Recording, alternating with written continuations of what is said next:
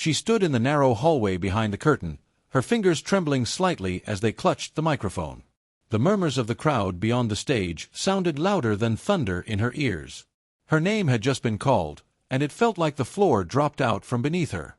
This was it, the moment she had dreamed about since she was a little girl, singing into a hairbrush in her bedroom mirror.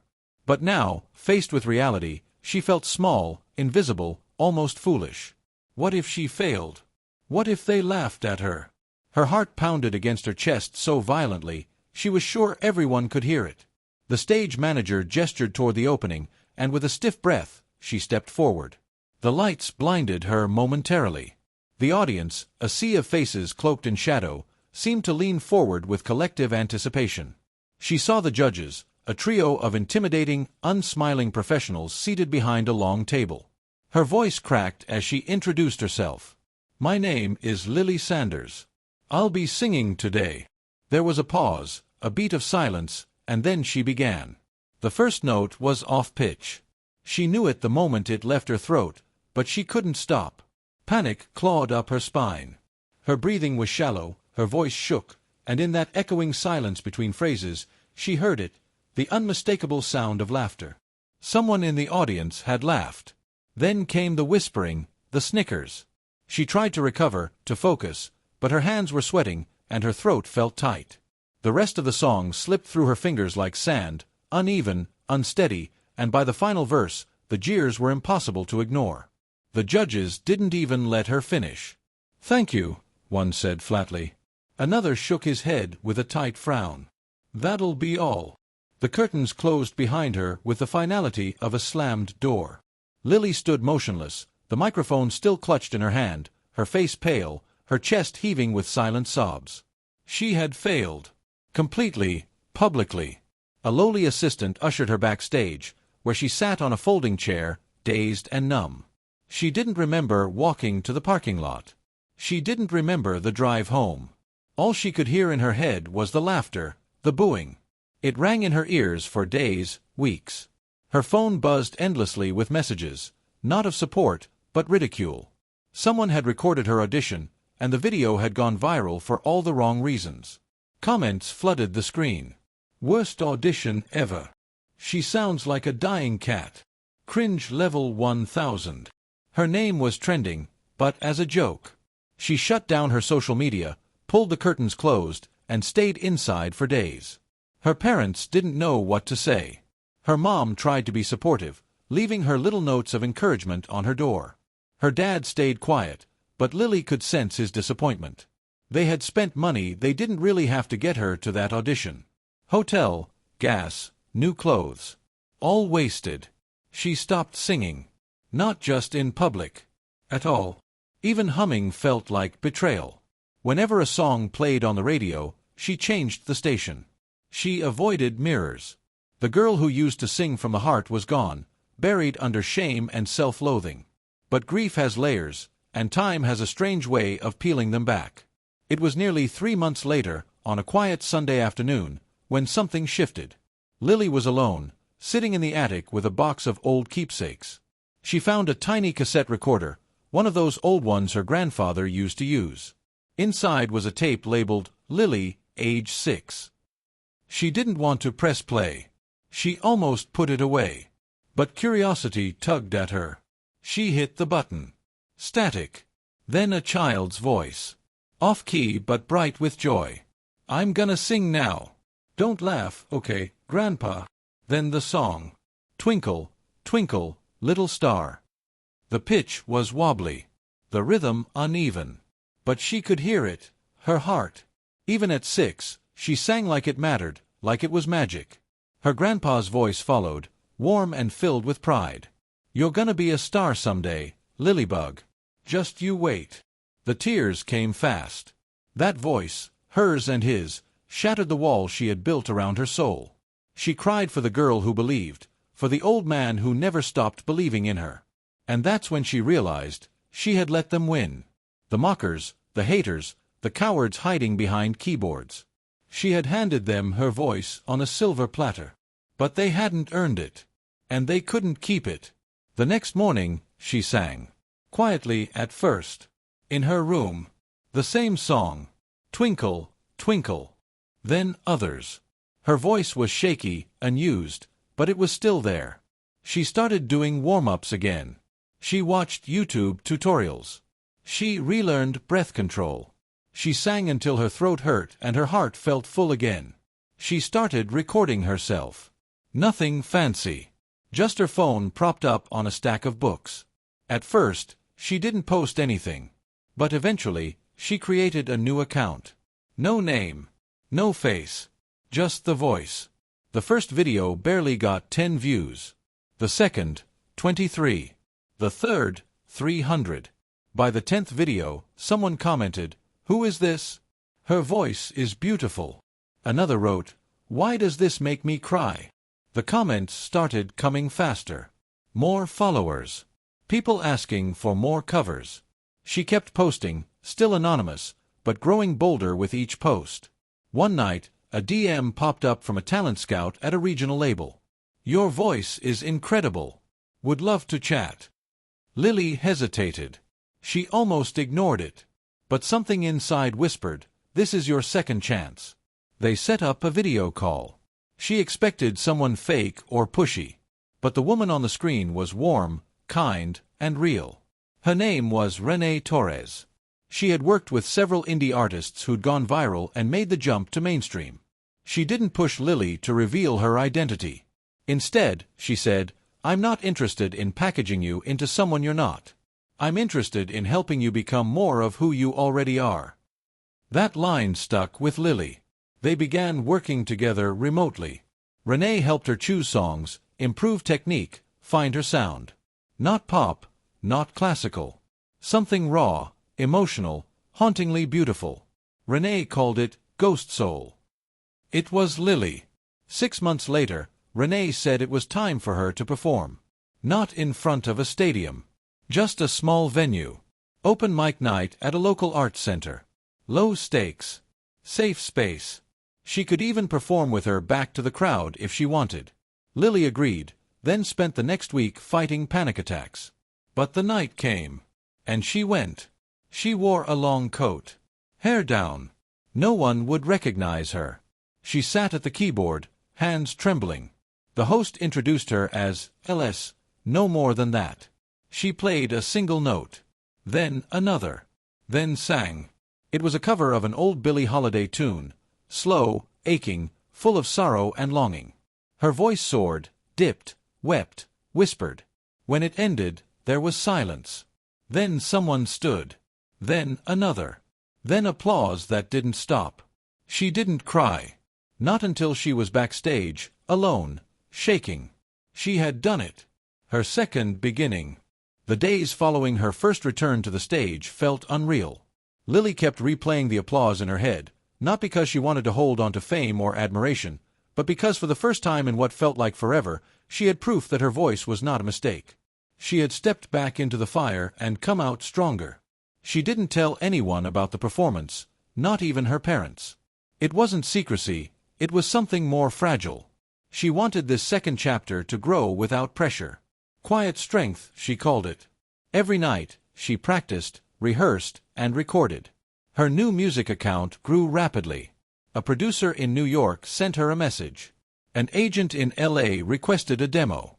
She turned most of them down, not because she wasn't flattered, but because Renee had taught her the value of waiting for the right moment. Her past still lingered. Sometimes, she'd search her name and see the old audition video. It was still there, still viral. People still joked about it. But something had changed. New comments had started to appear. Different tone, different intent. Anyone else think she actually had potential? She was nervous. Leave her alone. I wonder what happened to her. She never replied. But she read every one. Renee called her one morning with excitement in her voice. "I have something you need to see." It was an email, from the same network that had aired the original Audition show. They were hosting a redemption special. Former contestants who had been mocked, cut early, or embarrassed on stage would get a second chance. "One time only," the invitation said. "Return. Reclaim. Rise." Lily froze when she read it. Her fingers couldn't even scroll to the bottom of the message. Her breath caught. Renee said gently, "You don't have to do it. But I think you should." The pain came rushing back, the laughter, the judgment, the walk of shame off that stage. But underneath the fear, something else stirred. Not revenge. Not even vindication. Closure. She said yes. They flew her out a week later. Same city. Same theater. But she wasn't the same girl. She stayed in a modest hotel. No fanfare. No public announcement. Her name had been kept a secret for the episode. The producers thought it would be more dramatic that way. When she arrived for rehearsals, she didn't recognize many of the others. A few were openly bitter, still angry at the show, the judges, the industry. But some were hopeful. One young man had been 13 when he froze on stage. Now 22, he smiled constantly, telling everyone this was his shot at rewriting the past. Lily barely spoke. She listened. Observed. Practiced in private. Her wardrobe was simple, a soft gray dress, her lucky necklace, and bare feet. She wanted nothing flashy. Only the voice would speak. The day of the performance arrived like a storm. The theater looked the same, red velvet curtains, gold trim, cold marble halls. She found herself staring at the same backstage wall she had leaned against years ago, palms sweating, heart racing. But this time, she wasn't trembling. When the host introduced her, there was a dramatic pause. You might remember this next performer for all the wrong reasons. Her audition went viral, but not in the way she hoped. What you don't know is what happened after. Tonight, she returns, not as the girl who was booed off stage, but as the woman who found her voice. The audience stirred. Lily stepped out. No one clapped at first. They didn't know what to expect. Then the music began. She sang her own song. Not a cover. Not a borrowed melody. Something she had written late at night when her doubts nearly broke her. The lyrics spoke of falling, of being laughed at, of being told to quit. But it also spoke of fire, of standing again, of singing not for them, but for herself. Her voice was pure, emotional, haunting. There were no dry eyes. The final note lingered in the air like smoke. Silence. Then the roar. The audience was on its feet. Cheering, crying, clapping. One judge put their hand to their chest. Another mouthed the word, "Wow." The same stage that had once devoured her now lifted her high. After the show, she walked alone outside, into the cool night air. The streetlights cast soft halos on the pavement. She wasn't thinking of fame or the future. Only of peace. Her phone buzzed. It was Renee. She answered. "I'm so proud of you," Renee said, her voice cracking. "I didn't sing for them," Lily whispered. "I sang for her, the girl who didn't know how to believe in herself." "You gave her a voice," Renee replied. "And now she's unstoppable." But the story didn't end there. In fact, that performance was just the spark. The network released the clip on their social media channel. Within hours, it was trending. People who had seen the original fail video were stunned. Side-by-side comparisons emerged. Commenters apologized. Influencers posted reaction videos. "She's a different person," one said. "But also, the same heart. Just finally heard." Op-eds were written about her. Podcasts debated the ethics of public failure, of internet cruelty, of cancel culture and comeback arcs. People reached out, strangers who had been ridiculed, silenced, underestimated. And Lily responded to them. Every one. Not with advice, but with encouragement. "I've been there too," she wrote. "Don't let them hold the pen to your story." Offers came flooding in. Record deals. Tours. Collaborations. Interviews. She took her time, choosing carefully. She signed with an independent label that gave her full creative control. Her first album was titled Echo. It wasn't glossy or auto-tuned. It was raw, vulnerable, unfiltered. Critics called it a healing hymn for the wounded, a triumph of authenticity, a voice that cracks but never breaks. She toured small venues at first, churches, coffeehouses, old theaters. She refused to lip-sync. Every show was real. Every lyric lived. In one show, she paused mid-performance and told the crowd, You don't have to be perfect to be powerful." The crowd erupted. One night, she performed in her hometown, the same town where she'd hidden in her room after the failed audition. The venue was packed. Friends she hadn't seen in years sat front row. Her parents were there, teary-eyed and speechless. She sang the song she had first written after rediscovering the cassette tape. She told the crowd about her grandpa, how he believed in her when no one else did. She ended the concert with that old childhood tune, "Twinkle, Twinkle." Slower, softer, but filled with strength. The crowd sang with her, not mockingly, but in harmony. Success is never a straight road.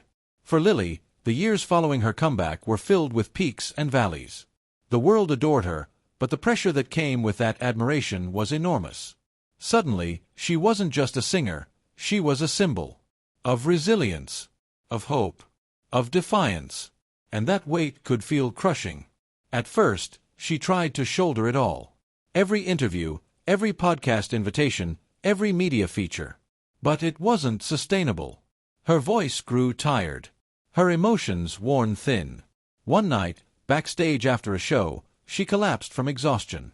Doctors said it was nothing serious, just burnout. But for Lily, it was a wake-up call. She sat in the hospital bed with Renee holding her hand, and whispered, "I don't want to become someone I don't recognize again." Renee smiled gently. "Then don't. Let's slow down. You've already done what you needed to do. Everything else is just music." So, she pulled back. She canceled part of the tour. Not out of failure, but out of intention. She spent time with her parents. They visited her childhood home, and Lily found the old camcorder her grandfather had once used to record her. She watched those tapes in silence. Her tiny self, twirling in the living room, singing her heart out with no fear of judgment. That girl, she realized, had never left. She had only been hiding.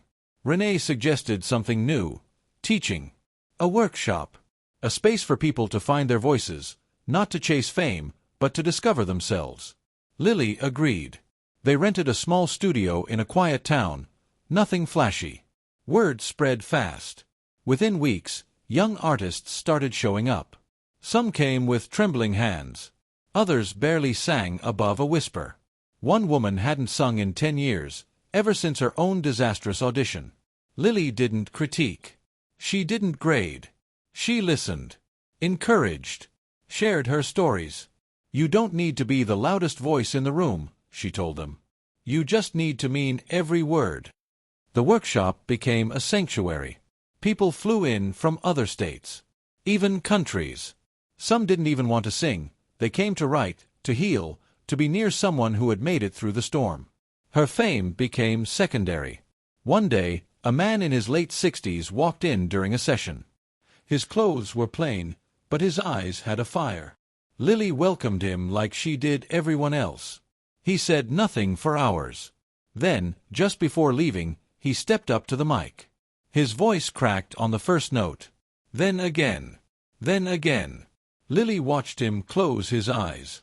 And suddenly, magic. It wasn't perfect, but it was powerful. Afterwards, he walked up to her and said, "I was laughed at when I was young. I swore I'd never sing again. Then I saw your video." She hugged him, not as a fan, but as a fellow survivor. Time passed. Lily released a second album, this one called Roots. It was quieter, more introspective. Songs about childhood, loneliness, beginnings. One track was just her voice and a single acoustic guitar. No effects. No edits. That track climbed the charts. Not because it was trendy, but because it was true. A director approached her with an offer to make a documentary. She hesitated at first, but eventually agreed, on one condition: it had to include her worst moment. The old audition. The booze. The laughter. The silence. She wanted people to see the full arc. The documentary aired a year later. Titled, The Note She Held. It swept through streaming platforms. People watched with tears in their eyes. Strangers posted videos reacting to it. Young teens, mothers, former soldiers, teachers, even celebrities. She reminded me why I started, one famous singer said. It's not about the fame. It's about the courage. The documentary didn't just change lives, it started a movement. People began posting their own booed-off stories. Hashtag Mistage. Confessions of failure, shame, rejection, followed by what came next. Healing, growth, triumph. Lily watched it all unfold from her small studio, surrounded by the same people who once trembled at the mic. She never took credit. But the truth was clear, her voice had lit a path. One night, after a long day of teaching, she sat on the rooftop of her studio, watching the stars. Renee joined her, 2 cups of hot tea in hand. "You did it," Renee said. Lily shook her head gently. "No. I'm still doing it." They sat in silence, the kind that feels like music. Then Lily whispered, "I used to think I needed to be heard. But now I know, I just needed to believe myself." Years passed. The world changed. Music trends shifted. Platforms came and went. But Lily's name remained. Not because she clung to fame, but because she stood for something deeper. She never chased stadiums. But her voice reached hearts across oceans. She wrote a book, part memoir, part journal. It included letters to her younger self, and to others like her. The title, Still Singing. It became a bestseller. She founded a foundation that supported young artists who had faced public humiliation, giving them grants, space, and mentorship. One of those artists, barely 15, went on to win a national competition. When asked who inspired her, she said, "The girl who was once booed off stage and chose to sing anyway." Lily cried when she heard it. Not for pride, but for the full circle. And yet, with everything she had done, awards, albums, influence, her favorite moments remained the quiet ones. Like when she walked past someone humming her tune. Or when she read a message from a girl who finally sang at her school talent show. Or when she saw a young boy, once too shy to speak, step on stage and whisper, "This one's for you, Miss Lily." Those were the echoes that meant everything. Renee once told her, "You don't need a standing ovation to know you mattered." But every time Lily walked into that little studio, every time someone opened their mouth and let out a sound they thought they'd lost forever, she felt one. Louder than any applause. Stronger than any note. She had been booed off. But she had come back. And she had blown the world away. One rainy afternoon, Lily sat by the window of the studio, notebook in her lap. She had been trying to write a new song for weeks, but nothing came. Her mind, usually brimming with melodies and lyrics, felt quiet. She wasn't worried. She'd learned to respect the silence. Sometimes the heart needed time to refill before it could sing again. Outside, a group of her students huddled under umbrellas, laughing and chatting. It warmed her heart. Many of them had come in shattered, voices hidden beneath fear and self-doubt. Now they were bold, playful, free.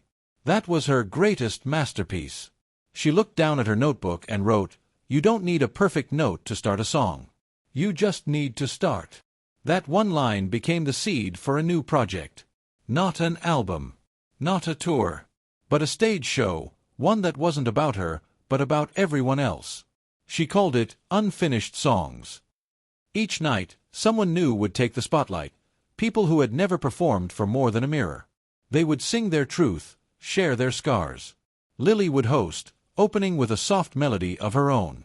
Then, one by one, the unheard voices would take the stage. It became a phenomenon. No judges. No votes. Just stories. Some were off-key. Some were shaky. But all were real. She'd stand at the side curtain each night, hand on her chest, tears in her eyes. The audience didn't cheer for perfection. They cheered for bravery. For presence. For heart. One night, during the closing of the 100th show, Lily stepped on stage to perform a song she'd never released. It was something she had written a long time ago, after her first failure, but had never dared to share. It began with a whisper. Then a hum. Then her voice, raw and low, filled the theater. "I broke beneath the lights. But I found my breath in the dark. They said I'd never fly. But silence gave me my spark." When she finished, the audience rose in unison. No one said a word for several seconds. Then applause broke like thunder. But Lily didn't cry this time. She smiled. Not because they loved her, but because she loved herself. After the show, a girl no older than 10 approached her with a crumpled piece of paper. On it were scribbled lyrics and a tiny drawing of Lily. "I wrote this for you," the girl said, "because you made me brave." Lily knelt down, hugged the girl tightly, and whispered, "No. You made yourself brave. I just sang first." Years continued to pass. The studio grew. The movement expanded. But Lily kept her life simple. She still walked to the corner bakery for her favorite blueberry muffin. She still watered the same stubborn plant that refused to die on her windowsill. And she still spent Sundays sitting by the piano, letting her fingers speak when words could not. One morning, a journalist came to do a profile on her legacy. As he sat across from her, he asked, "Do you ever wish that first audition had gone differently?" She thought for a moment. "No," she replied softly. "If they hadn't laughed, I might have spent my life trying to please them. But they showed me who not to be. And that gave me permission to find out who I was." The article went viral. The quote was printed on posters, made into wallpapers, carved into journals. If they hadn't laughed, I might have spent my life trying to please them. One day, she received a letter with no return address. It simply said, "I was one of those who booed you that day. I've never forgotten. I'm sorry. I was hurting, and I took it out on you. Watching you rise helped me find my way out of darkness. Thank you for forgiving me, even though I never asked." She held that letter for a long time. Then she tucked it into her notebook. Not to remember the pain, but to honor the healing. Lily never sought revenge, or even redemption. She sought meaning. She turned wounds into wisdom, and rejection into revelation. Her voice never aimed to impress, only to express. She was invited to speak at universities, music schools, and even Fortune 500 companies. Her message was always the same. You don't need to be flawless to be worthy. You don't need to be famous to be powerful. You just need to be honest. That's where the music lives. Eventually, she stepped away from public life again, not in retreat, but in return. Return to simplicity, to stillness, to the quiet girl inside who once sang just to feel the world. In her last recorded interview, she was asked what she hoped people remembered her for. She smiled and said, "That I sang, even when they told me not to." And that was enough. When she passed, it wasn't in a blaze of headlines or cameras. It was peaceful, soft. In her favorite chair, surrounded by family and friends, a record player humming an old tune in the background. Her students held a memorial performance. Not of her hits, but of their own songs. Stories she had helped bring to life. Each one whispered her name like a lyric, woven into their journeys forever. The girl who had been booed off stage left behind a chorus of courage. And though her voice had quieted, the echo of her truth rang louder than ever.